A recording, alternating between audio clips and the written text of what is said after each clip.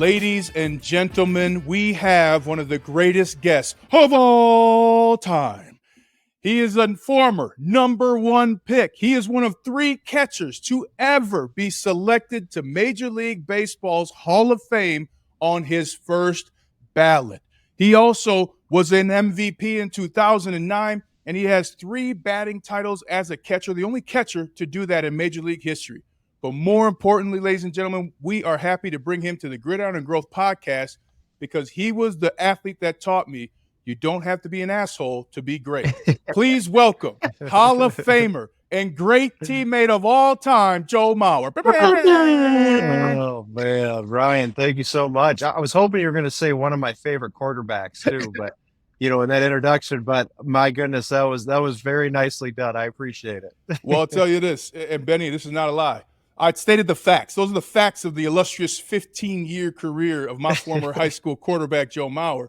But he is still one of the 3 best quarterbacks I ever played with, and the other 2 are Hall of Famers. We're not going to rank them, Joe, because I don't want you to hurt people's feelings. But... No, we're just going to stop that conversation right there. I appreciate that. Thank you. Well, let's start with the big news. You got inducted to the Hall of Fame, the first player in Major League Baseball history ever to be inducted as a hometown kid from the hometown team for the Hall of Fame. When did you find out you were a Hall of Fame player? Yeah, it's a pretty crazy process. And, nowadays there's just so much information out there. People are tracking ballots. And, I think leading up to the announcement, basically they gave me a 45-minute window of when they would call or when they would not.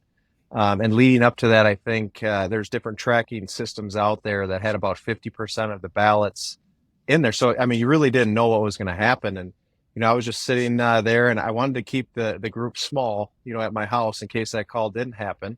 And sure enough, about 15 minutes into it, my phone rang, and it said Cooperstown, New York, and just chills went down my spine. And, I had my family, my brothers there, my mom, and my wife and kids, and my in-laws, and then the basement started to fill up shortly after that call. So it was unbelievable, something I'll never forget. What does it feel like now, just as you've had time for it to sink in? What does it feel like now?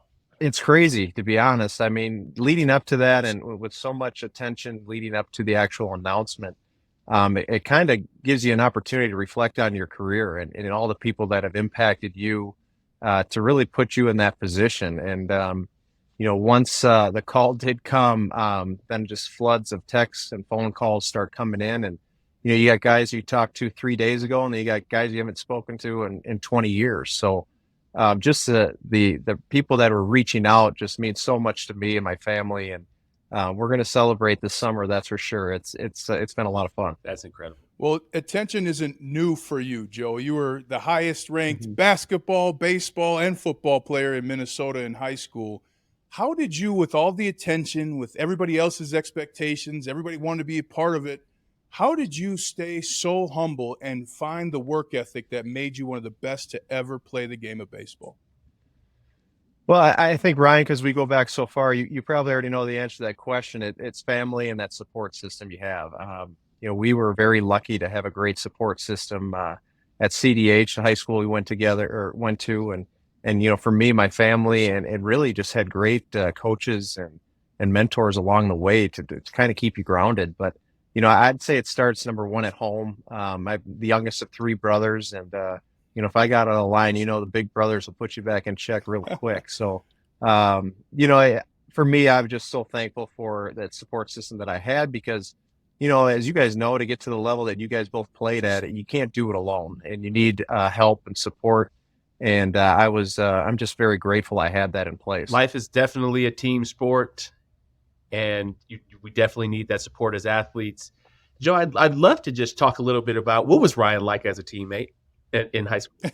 If you can remember that far back. No, he's the best. So I'm thankful I got to play with Ryan. He was a couple years behind me at CDH, but just an unbelievable talent. As he was right there protecting my backside there. As a sophomore, and I was a senior. So. I wish we had more Ryan Harris's, not only as a talent level, but the person that he is, and, ultimate team guy and would do anything for the team and help, teammates out to be their best. And that's what a good teammate is. Yeah, I want to go to one story because, as you said, Joe, we need people to help us along the way. And one story that sticks with me even to this day, everybody listening, Benny, here I am, a sophomore, and I'm getting to go on a car ride with the Joe Mauer and our other boy, Kevin Salomon. And so I'm just nervous. I'm like, don't say anything, right? Like this is – and what Joe – we're going to get cleats. And Joe stops off and says, hey, why don't we pick up some Gatorades? So he picks up – his two linemen up Gatorades. I'm like, this is leadership, man. Wow, I didn't even know I wanted Gatorade. But Joe, what was important to you as not only a talented player but as a leader? And what were consistent pieces of that leadership for you, whether it was at Cretin-Derham Hall or in Major League Baseball? Well, I think number one is being consistent. Leaders need to be consistent. And for me, I'm more of a quiet guy, and I try to lead by example. But, I'm one that if I see something that's not right, I'd like to have those one-on-one conversations and pull somebody aside and have a conversation, and just try to get better. I think communication is another big thing. Just communicating where you stand, as a player, as a teammate. But number one, just trying to go out there and knowing that you're supporting your teammates to the best of your ability and just trying to make, give you the best version of yourself every single day. And I think when you do that, great things can happen and create an environment that is welcoming and make people feel as comfortable as they can. Joe, you're polished. You're polished. I can hear the answers. I can hear what type of leader you are. But I want to dive into your biggest leadership struggle. What was your biggest leadership struggle? You played 15 years. You've been playing sports for a very long time. Where was a time where you struggled a little bit, and how did you overcome that leadership struggle? Because I think sometimes as athletes, and sometimes we always portray the incredible things. We have the highlight tapes that are out there. But what's something behind the scenes where it was a tough conversation you had to have, or something you kind of avoided for the audience out there, for them to understand that, hey, okay, I struggle with that, but I can get through it. Yeah, I think number one, just thinking off the top of my head, is early in my career. I got to the big leagues really quick. I was 20 years old, and I was in a pretty important position, being a catcher. You're supposed to lead a pitching staff and going through pitches and hitters and leading those meetings. And you're 20 years old telling 35-year-olds where to throw it, when to throw it. It can be a little intimidating, but that's the one thing that I would like to talk to younger players. It's not an age thing. It's how you carry yourself. It's how you you walk the walk. If you talk the talk, you got to walk the walk. And the thing is you go out there and just try to be the best. I said it earlier, be the best version of yourself and stay true to who you are, and try not to be anybody different. I think that's one thing guys think they need to be leaders, is they have to be a vocal, loud person. You really don't. You just need to go out there and give it your best and show the teammates that you got their back. I totally agree with you 100% there. I think some of the best leaders and some of the best leaders that I played for, at least that were players, weren't necessarily the big rah-rah guys. I never thought Peyton was a rah-rah guy. Eli wasn't a rah-rah guy. Demaryius Thomas, the late, great Demaryius Thomas, jersey on the back, he wasn't a big rah-rah guy. They just led by example. And absolutely. And you just listed, the top talent in the league. You don't have to be the best player on the team to be a leader either. That's one thing that I've learned. And, I think naturally if your best player is a leader and is doing things, that's an easy way for people to follow. But, I've played on teams where we've had great leaders that, were bench players or, bullpen guys. And, you don't have to be the best player to be a leader. You just have to be someone that's accountable, somebody that's consistent, and somebody that, is dependable. Can you give us a name or an example of a player that wasn't necessarily star guy, but how he led by example and how he led you? Oh, absolutely. I mean, a lot of them come to mind. Nick Punto, number one. He was a guy here. He's just a gritty player, great player. I mean, in his own right, great big leaguer, played in the league a long time, but a lot of guys on our team got the headlines, the Justin Morneaus or the Johan Santanas, Torrey Hunters, guys like that, which those guys were great leaders as well. But Nick Punto was a heartbeat of our clubhouse there for a long time in Minnesota. And, he was very integral part into why we were successful in those years. And, I could name a few others, but, it's just, that's a perfect example right there. Let's dive into the topic that no athlete likes, failure. Now, you're a career 306 hitter, which means 694% of the time you failed. How did you handle failure in your Hall of Fame career? It's going to happen. You got to know that it's going to happen, and look at it as a learning opportunity. Everybody wants to go out there and, in the baseball sense, get a hit or hit a home run. It's just not going to happen. But you can put yourself in a position to have success, and that's what I always preach to guys. It's like, you have all this time leading up to game time. Well, did you do your game preparation? Did you get your body in top physical form or the best that you could? Did you study the other pitcher? Did you do all the things that you could control to have success? And if you go out there and you don't have success, you can look yourself in the mirror and say, you know what, I put myself in a great position. It didn't happen tonight, but we're going to try it again tomorrow and see if we can have a better result. But I'd always tell the guys, 7 o'clock hits, that's fun. That's game time. Let it fly. You did all your work. You put yourself in the best position possible and go out there and have fun. And I think sometimes with the pressures that are put on athletes today, it can be challenging to do that. How did you really cultivate that mindset? Because it sounds like, that's a lot. That's 15 years of experience right there. That's a lot of experience. How did you develop that mindset, or did you always have that? Could you always see like, okay, failure is a part of this, failure is a part of baseball? How did you develop the mindset just over your career? Yeah, I think it's a learned thing. You learn over the years. And for me, I came into a situation where we had great leaders ahead of me. All the way back to high school, leading into a young Twins team that kind of went through those struggles. And when I was that 20-year-old, I had the Torrey Hunters, the Corey Koskis, the Nick Puntos, Brad Radke's. I had veteran presence, a veteran presence that would kind of take me under my wing and I could pick up things. But the very first thing I would do, and I remember as an 18-year-old, I got to big league camp. I looked around the locker room and I was trying to see, okay, who's been here for a while? I look and see the veterans. All right, this guy's been here for 10 years. What is he doing that I should be doing so that I can be one of those guys? And that's the thing. I went in there as a young player. I kind of said, I'm going to keep my mouth shut and my ears open and just try to learn as much as I can, because ultimately that's where I wanted to be, was the big leagues. And I was able to get there and stay there for a little while.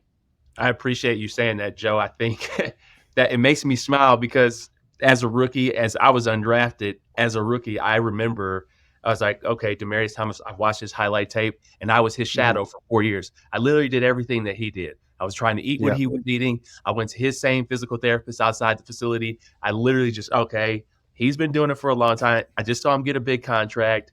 Yeah. I was like, I'm following him. That's super cool. Yeah. And that's the thing, you try to, you keep your ears open, your eyes open, and you pick up things and some things that might work for him might not work for you, but you take that information in, you apply it and, make it your own. And that's what's fun about, now seeing that next generation of ball players come up that maybe you played with, that maybe took a couple things from your preparation or your game and made it their own. That for me is a lot of fun to see some of those younger guys that I played with going on and having great careers and putting their stamp on the game as well. Well, Joe, here you are. You're in the big leagues. You're a catcher. You're getting batting titles and gold gloves, and then you transition to first base. A lot of people transition in life. A lot of people fear that transition. What were important things for you transitioning from one of the best catchers in the world to then playing first base? For me, I didn't have that option. For me, it was I had concussions and kind of had to make that move. And you guys know in professional sports, usually those decisions are made for you. But for me, I looked at it as an opportunity, as a challenge to learn a new position. I was 30 years old when I made the move over to first, and hadn't really taken ground balls over there since I was probably an 18-year-old. So it was learning a new craft, and for me, I approached it as a new challenge, and I just wanted to be the best that I could for my teammates, number one, and then for our team to ultimately win games. But fortunately enough, I was able to extend my career 5 more years and making that move. But that's the thing in life, sports teaches us a lot about life, and things happen, and it's how you react to those things is what makes, find out what we're made of. And for me to be able to go over to first, extend my career and, have some good years there was a lot of fun, and it was a new challenge for me. And now you're into a different transition. Now you're transitioning out of sports. You're transitioning into the Hall of Fame, but Now it's life after sports. What does that look like for you? And just for all the other athletes out there, and even myself, as Ryan and I feel like athletes are always in transition because we've been doing something for so long. What does life look like for you now in terms of that transition and leaving sports? Yeah, it's busy. As you guys are finding out, you finally get to say yes to things. When you're working at your craft, and especially at the highest level, takes a lot of your time, and there's a big commitment there. So sometimes you miss out on family things or just other opportunities in general. And for me, I've been saying yes to a lot of things I've had to say no to over the years. Number one for me, my goal was just to spend more time with my family. Kind of start with that, and I was able to have children that I had twin daughters, and I was 5 years old when they retired, so they had a feel of what Dad did. So that was kind of fun to share that with them. But they gave up a lot for me to continue pursuing my dream. So now I'm trying to support them the best that I can. But it's fun. I mean, like I said, we're in a unique position where you get to retire at an early age. I look at it as it's the next chapter, and there's going to be a lot of other things that I want to try and pursue. It's just right now I'm really enjoying the family and watching them grow, the kids. It's been a lot of fun. Well, speaking of next chapter, let's talk about your book, and then we'll do a couple of just quick batting practice questions, some BP here for you at the end of this. Okay. But Joe Mauer, Hall of Famer and author of the book, The Right Thing to Do. Check out joemauerbook.com, Mauer, M-A-U-E-R, book.com. Joe, we wrote a book, so we know what it's like, but walk us through what it felt like for you to write the book, The Right Thing to Do. I didn't want to do it at first. A friend of actually a mutual friend of ours, Ryan, Joe Schmidt from Channel 5 here in the Twin Cities, he approached me with the idea of a book, and I've been approached many times over the years, but he came to me, he said he wanted to write a children's book. And like I said, and specifically about a couple stories of me growing up, but one with a student I used to walk down to lunch at CDH with, Mike Halley. He wanted to talk about that in the book. And at first I didn't want to really do it because I just didn't want, I thought Mike and my relationship was private and just kind of have fun. But when he first told me that all the proceeds would go to charities of our choice, then it was a little bit easier. Yes. And Mike was on board too, which meant a lot to me. But yeah, Joe wrote a children's book. It's called the Joe Mauer Story, The Right Thing to Do. And it's out there now, circulating, and you can find it at joemauerbook.com. But it was a lot of fun, and to get the response here has been great so far, and just trying to get it into hands of teachers and families and spark conversations about just being kind, really. And it's been a good response so far, so it's been a lot of fun. What'd your kids think of the book? Yeah, they thought it was good. They love the illustrations. My 5-year-old, we read it quite a bit. He likes illustrations, and there's a part in there that said that Joe was a sports nut, and he giggles every time we say that, so it's kind of funny. But yeah, it's fun to see his reaction, and definitely proud of the product that came out. Joe, I just harping on what Ryan was saying in terms of your kids. What are the lessons that baseball taught you that you are now teaching your kids in terms of teamwork, discipline? I don't have any kids. I know Ryan has kids. I'll have to have kids in the future. But what are you teaching your kids in terms of what you learned in your career, and how are you implementing that in real time? Yeah, it's I've had an opportunity to be around a lot of great people, a lot of great coaches, mentors, teammates that you learn from. I try to keep it simple. My daughters are 10, my son's 5. And for me, it comes down to the golden rule. It's treat people with respect, treat people the way that you want to be treated. And I always felt if you do that, that respect is usually returned. So number one, with this book, I'd encourage people to go out to check it out. It's different stories of me growing up, just lessons my dad taught me, and just being a good person and the power of kind. I think we can spread that out around the world a lot, or I hope it gets out there a lot here with our world today. Amen, brother. Amen. Well, here's a little BP, Hall of Famer. All right, I'm warming up the right. rotator cuff. All right, we're going to some quick questions. We'll do about 4 or 5, then we'll let you go. Just the first thing you think about, or just a quick answer. Who was one player that got under your skin and that you knew was going to be a battle every time you faced him? Oh, that's there's a lot of them. I'd say CC Sabathia, just because I wouldn't say get under my skin, just because you knew it was going to be a tough day. He was, I mean, Hall of Famer right there. I think he's going to be a first ballot next year, but I'd say CC gave me some fits, that's for sure. Number one mentor. I'd have to say my dad. Growing up, he worked full time, and he always made it a priority to coach his kids and to make sure that we were good and doing the right things around town. And that's part of the reason why I try to dedicate that book to him. Just the impact that he had on me. Favorite victory meal after the game? Oh, anything tastes good after a win. After a game, to have a cold beer with the boys is always a good thing. Hardest pitch that you struggled with? Hitting, I'd say probably a pitcher that had a good changeup. It didn't really matter how hard you threw, but if you threw the ball and you had a big variation between your fastball and changeup, that usually gives hitters problems. Well, you are kind, because you're a career 306 hitter, and at one point, 2009, hit 365. So the answer really, Joe, is none of them. But we give you that. We'll let you answer. Yeah. And last one for me, knowing you the way I do, Joe, I know it was never about getting the MVP, getting the Hall of Fame. What was your internal drive that made you want to be the greatest you could be? I just wanted to win, to be honest. I think for me, I realized I had a talent, I had athletic ability, and I wanted just to make the most of it. I wanted to go out there and give it my best shot. And, I had some options coming out of high school, but, I wanted to make sure I had, both feet and giving my all 100% whatever direction that I went. And, I'm glad I chose baseball and was able to do it here at home for 15 years. And, but yeah, it was, for me, just trying to go out there and make the most of my ability. Joe Mauer, Hall of Fame baseball player. Are you forcing your children to play one sport, and why not?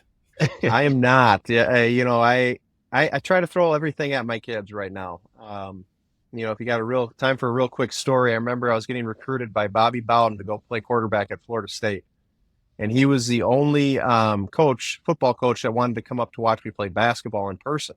And my dad asked me, he said, Bobby, why were you so adamant to come watch Joe play basketball? And he said, well, I want to see how he moves on the court. I want to see how he interacts with his teammates. He goes, but number one, he goes, I'm looking for athletes. He goes, I can teach you how to play football. And when I heard that, that was coming from one of the best to do it, as you guys know. And, I thought that was pretty good. But that's the thing in baseball nowadays, too. They're looking for athletes. And, it's if you can be athletic and do different things, that's the sky's the limit there. Love it. Joe, man, really appreciate you taking the time, man. This was great. Hall of Fame player, Hall of Fame person, future Hall of Fame author, Joe Mauer. Thank you so much, bro. Yeah. Thanks, fellas. I really enjoyed it.